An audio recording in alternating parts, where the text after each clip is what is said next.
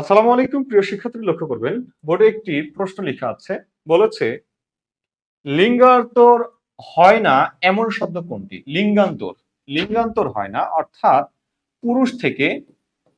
পুরুষ থেকে স্ত্রীবাচক শব্দে পরিণত হয় না, স্ত্রীবাচক শব্দে রূপান্তর করা যায় না। কোন শব্দে?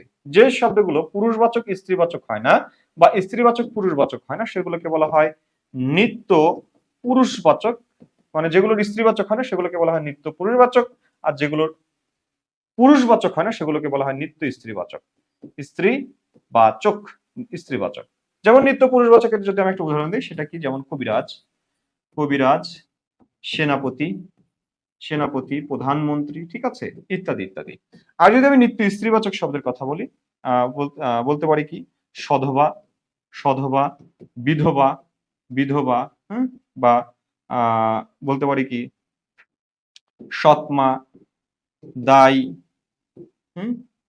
এও, পেতনি, শাকচুন্নি, ঠিক আছে, এইরকম আর কি অনেক শব্দ আছে, সেগুলো হচ্ছে নিত্য স্ত্রীবাচক শব্দ।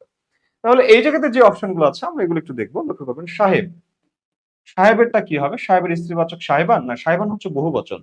সাহেবের স্ত্রীবাচক কি? স্ত্রীবাচক হচ্ছে বিবি, সাহেব বিবি, ঠিক আছে, সাহেব বিবি। ওকে। বেআইয়ের স্ত্রীবাচক কি? বেআইন, বেআইন, বেআইন।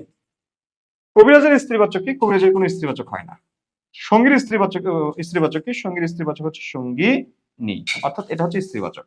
তাহলে এই তিনটারই স্ত্রীবাচক আছে, কেবল এটার কোনো স্ত্রীবাচক নেই। সুতরাং সঠিক উত্তর এইটা। ধন্যবাদ সবাইকে, সবাই ভালো থাকবে। ধন্যবাদ। শিক্ষামূলক ভিডিও পেতে যুক্ত থাকুন আমাদের সাথে।